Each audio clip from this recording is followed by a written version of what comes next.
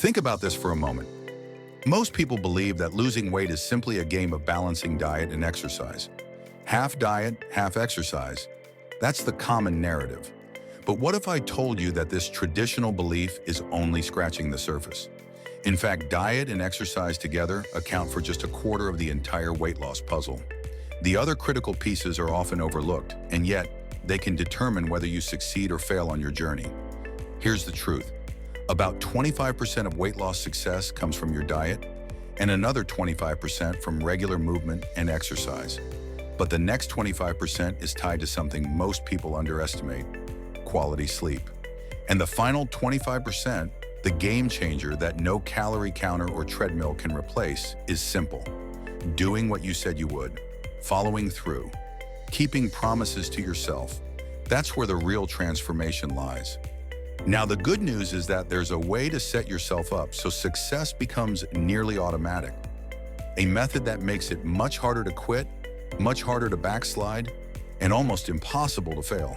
And it all begins with one critical step: getting inspired. Step 1. Getting inspired. Every change in life begins with a spark. Maybe it's that moment when you scroll past someone on social media who looks leaner, stronger, and healthier than you. Or maybe it's a brutal wake-up call, like seeing yourself in a candid photo and not recognizing the person staring back. Inspiration hits hard and can feel electrifying. For a moment, you're filled with motivation. You start imagining yourself fitter, happier, and more confident. It's intoxicating. But here's the catch. Inspiration is a short-lived fuel. It burns bright, but it doesn't last long.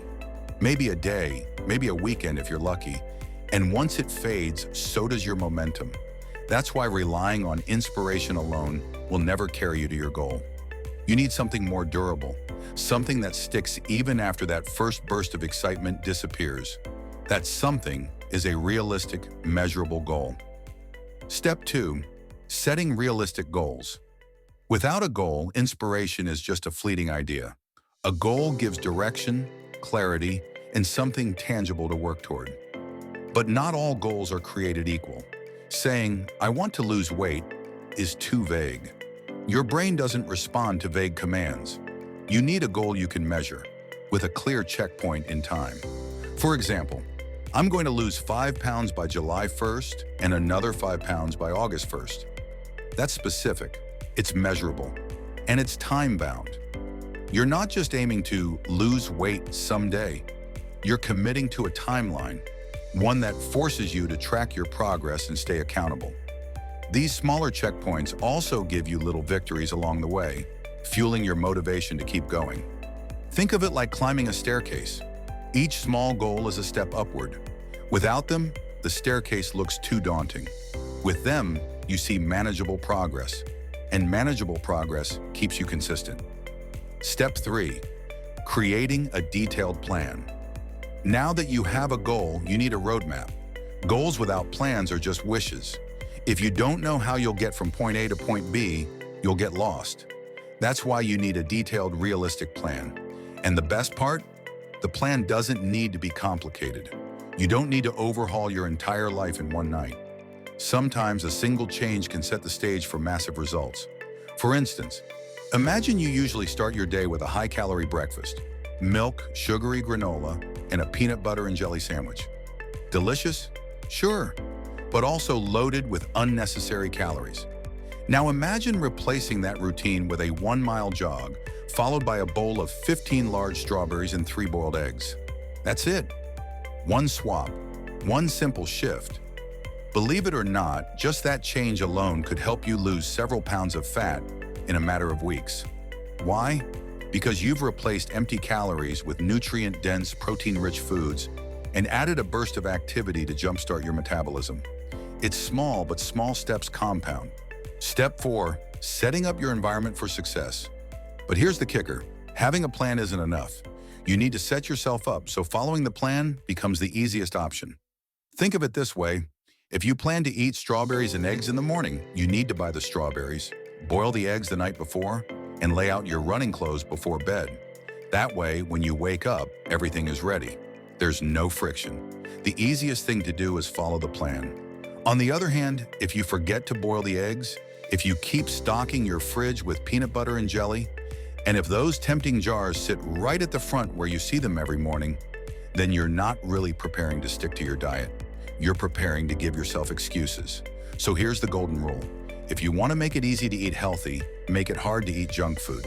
This might mean throwing away the chips, not buying soda, or putting snacks in a place that's inconvenient to reach. The more barriers between you and bad decisions, the easier it is to stay consistent. Step 5. Expecting hard times and building willpower. Of course, no matter how well you prepare, temptations will strike. Picture this. You're out with friends and someone suggests a HOP. Suddenly, you're staring at a menu where every dish seems to be over 1,000 calories. And in that moment, 5 of the most dangerous words in dieting history creep into your head. One cheat meal won't hurt. I'll start tomorrow. I just won't eat later. Maybe I'll just start bulking. Each of these thoughts is a trap. And if you give in often enough, they'll derail your entire progress. That's why you need willpower. Not the mythical kind, but practical willpower. The ability to tell yourself no when it matters most. And the good news? Willpower isn't just something you're born with. It's something you can train. You can build it by anticipating the excuses you know you'll make and practicing how to shut them down. You can practice walking away from temptations, reminding yourself that saying no now creates a yes later to results, confidence, and energy. But remember, willpower is like a muscle. It can get tired. You can't rely on it for every single decision. That's why environment and planning are so important. Still, when temptation hits, a little willpower in your back pocket can save you. Step 6. Turning habits into lifestyle. Here's the ultimate cheat code. The true secret to staying motivated isn't more willpower. It isn't stricter rules. It's habit. Once you do something long enough, it becomes automatic. You wake up and instinctively lace up your shoes for a jog. You don't think twice about reaching for strawberries instead of chips. Habits remove the mental friction. They make consistency second nature. And the beautiful part? Over time, you might even start to enjoy the process. That morning jog that used to feel like a chore becomes your favorite part of the day. Eating healthy feels rewarding instead of restrictive. And eventually, your lifestyle doesn't just change, it becomes part of your identity. At that point, you're no longer someone who's on a diet. You're someone who simply lives this way. And that's the real goal. Because once your identity shifts, you don't have to constantly fight yourself anymore. Transition to next section. Now that we've covered the foundations of mindset, preparation, and habit building, let's dive deeper into the basics of fat loss, how your body actually loses weight, how to measure progress, and why calories matter more than most people want to admit. Opening transition. So far, we've set the stage. You understand the power of goals, habits, and preparation, but let's zoom in on the mechanics of fat loss itself. Because here's the reality. No matter how motivated you are, no matter how many times you hit the gym or prep your meals, if you don't understand how fat loss works, you'll constantly second-guess yourself. The basics of fat loss. There's no magical formula, no mysterious detox tea, and no secret workout that melts fat overnight. At the core, fat loss comes down to one principle: calories in versus calories out. If your body burns 2,000 calories in a day, but you eat 1,700, the difference, those 300 calories, has to come from somewhere. And the body pulls it from stored energy, which is fat and, in smaller amounts, muscle. That's fat loss. That's the science that every successful diet boils down to, whether it's keto, paleo, intermittent fasting, or simply cutting back on portions. But here's the tricky part. Most people misunderstand how to measure progress. They weigh themselves daily, panic when the scale doesn't move, or celebrate too early when it drops overnight. Let's set the record straight. Measuring progress the right way, your weight will fluctuate. That's a fact. You might lose a pound of fat today, but gain 2 pounds of water weight from salty food tomorrow. If you step on the scale every morning expecting linear progress, you'll feel like you're failing. That's why the scale is only one tool. To really track progress, combine 3 methods. Progress pictures. They don't lie. In the first few weeks, you may not see changes because your body often loses fat in areas that aren't visible right away. But over time, the difference becomes dramatic. Weekly weigh-ins. Weigh yourself daily if you like, but pay attention only to the weekly average. That smooths out water fluctuations and gives you the real trend. How your clothes fit. This one's underrated. Your jeans, your shirts, your belt, these don't care about water weight. When they start feeling looser, that's progress you can't argue with. So stop obsessing over daily numbers. Look at the bigger picture, week by week, month by month. That's where you'll see the truth. Calorie deficits, finding your number. Here's the million-dollar question. How many calories should you eat to lose fat? The traditional method is to use an online calorie calculator. You plug in your age, weight, height, and activity level, and it spits out a number. Say it tells you to eat 2,000 calories to maintain your weight. You then aim for around 1,700 to create a deficit. But let's be honest, these calculators are estimates. Everyone's metabolism is different. Hormonal factors, thyroid function, stress levels, and even sleep can shift how many calories your body burns. So instead of blindly trusting the calculator, use it as a starting point. Eat at that number for 2 to 3 weeks. If your weight doesn't budge, drop by 200 to 300 calories. If it does, stay consistent. Adjust slowly. Think of it like steering a ship. You don't need sharp turns, just gradual corrections. Why extreme deficits fail? Some people think if a 300-calorie deficit works, then a 700-calorie deficit will work faster. And technically, yes, you might lose fat faster. But here's the trade-off. You'll also be starving, cranky, and likely to binge. Your body is smart. It notices when calories drop too low, and it fights back. Hunger hormones spike, cravings intensify, and energy crashes. That's why super low-calorie diets almost always fail. You might drop weight fast, but it's not sustainable. You'll either give up or bounce back harder. The goal isn't to lose weight as fast as possible. The goal is to lose weight in a way you can actually sustain long-term. Macronutrients, protein, carbs, and fats. Now let's talk macros. Do you need to track them? Not necessarily, but understanding them makes the process a lot smoother. Protein is king. It keeps you full, preserves muscle, and burns about 20 calories just to digest every 100 you eat. That's like getting free calories back. Carbs aren't the enemy. Fruits, veggies, whole grains, and legumes are packed with nutrients and fiber that keep you satisfied. The real villains are refined carbs and added sugars. Think cookies, chips, and sodas. Fats are essential but calorie-dense. At 9 calories per gram, it's easy to overdo. A handful of nuts or a drizzle of oil can add hundreds of calories without filling you up. Here's the takeaway. Prioritize protein, include healthy fats, and choose carbs that come from whole, minimally processed foods. That's the balance that works for most people. The danger of empty calories. Ever notice how easy it is to crush a family-sized bag of chips or eat half a pizza without even realizing? That's because highly processed foods are engineered to be hyper-palatable. They hit the perfect combo of sugar, fat, and salt that keeps you reaching for more. Compare that to whole foods. 200 calories of Oreos is gone in a few bites. 200 calories of strawberries? That's a massive bowl that actually fills you up. Same calories, completely different experience. That's why the quality of calories matters as much as the quantity. Yes, technically you can lose weight eating junk food if you're in a calorie deficit, but you'll feel miserable, hungry all the time and low on energy, and your health markers will nosedive. Instead, focus on foods that fill your stomach without breaking the calorie bank. Think lean proteins, vegetables, fruits, beans, and whole grains. These foods don't just help you lose fat, they improve your health while doing it. Eating without tracking. Here's a question I get all the time. Do I have to count calories? The answer is no, not if you play it smart. The trick is to build meals around whole, minimally processed foods. When you swap out processed snacks for real food, it becomes much harder to overeat. Your body naturally regulates hunger better. For example, instead of snacking on chips, snack on carrots, cucumbers, or apples. Instead of sugary cereals, go for oats with fruit. Instead of fried fast food, choose grilled chicken or fish with vegetables.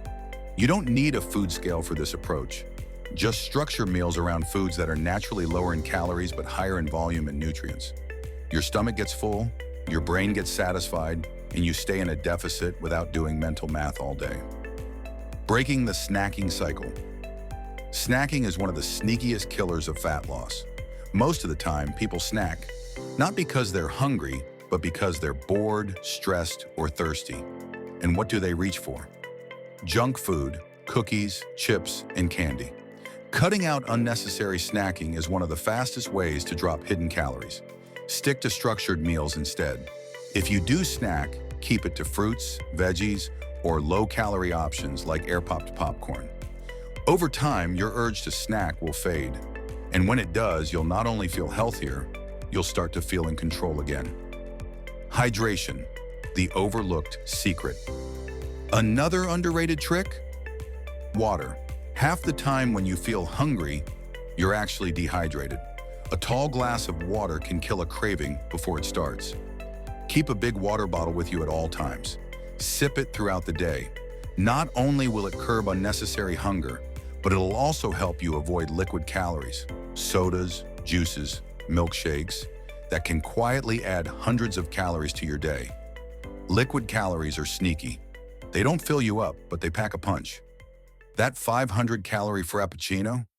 That's an entire meal's worth of energy in a cup that leaves you hungry an hour later. Swap it for water, black coffee, or tea. Your waistline will thank you. Transition to next section. We've now covered the science of calories, the truth about macros, and the psychology of eating habits.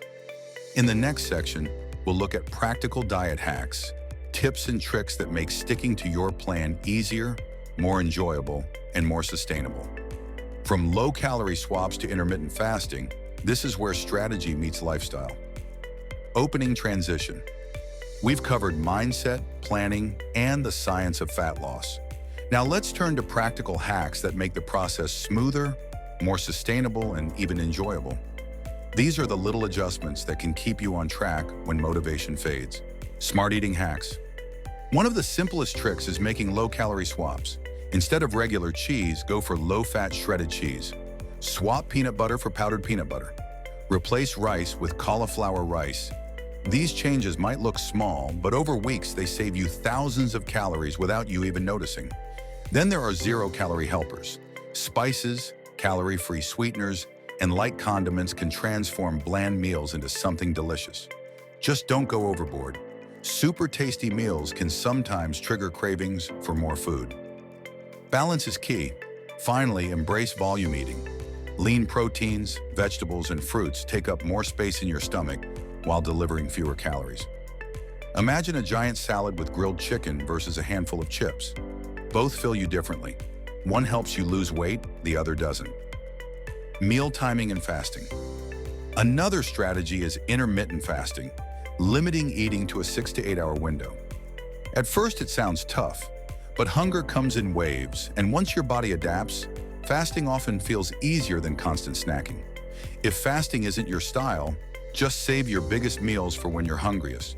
Whether that's midday or evening, timing meals around your lifestyle keeps hunger under control and makes the plan sustainable. The role of exercise. Let's be clear, diet is the main driver of fat loss, but exercise is your ally. Strength training preserves muscle and raises metabolism. Cardio burns calories and boosts endurance. Walking 10,000 steps a day is like a hidden fat loss cheat code. Daily activity matters too. Taking the stairs, carrying groceries, cleaning, these small movements, called NEAT, burn more calories than most people realize. Think of exercise not just as calorie burning, but as body shaping, health boosting, and confidence building. Sleep, the silent partner. One factor most people ignore is sleep. Poor sleep wrecks your hormones, spikes cravings, and lowers energy. Even with the best diet, if you're running on 4 hours of rest, fat loss becomes an uphill battle. Aim for 7 to 9 hours. Keep your room dark, cool, and quiet. Shut off screens before bed. When you prioritize sleep, everything else, food choices, workouts, willpower, gets easier. Consistency over perfection. Here's the final mindset shift. Consistency beats perfection. You will slip up, everyone does. But one bad meal doesn't undo weeks of progress. What ruins progress is using mistakes as excuses to quit. Remember, progress is about showing up again and again, even imperfectly. Build the habit, stick with the process. Soon enough, weight loss won't feel like a project. It'll feel like who you are. Closing call to action.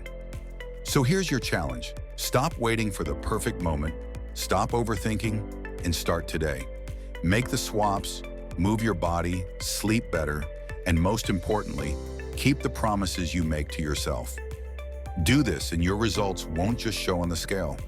They'll show in your energy, your confidence, and the way you live your life.